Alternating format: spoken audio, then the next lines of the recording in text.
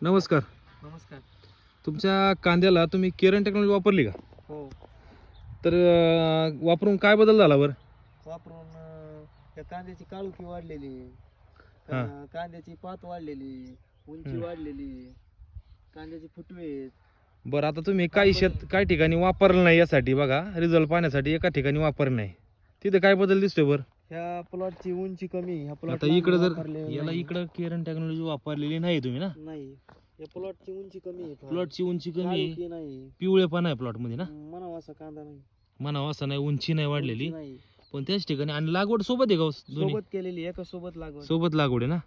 आणि त्याच ठिकाणी जर इकडे बघितलं आपण तर इकडे चांगला एकदम काळुकीपात कांदा आहे. काळोखीबाज कांदा आहे. आता इथं 1 2 3 4 5 6 7 8 पर्यंत फुटवे गेलेले आहे. आणि त्या ठिकाणी इकडे जर बघितलं तुम्ही, फुटवे जवळपास इकडे 5 पाच 6 फुटवे. 6 ते 6 5 6 फुटवे आहे.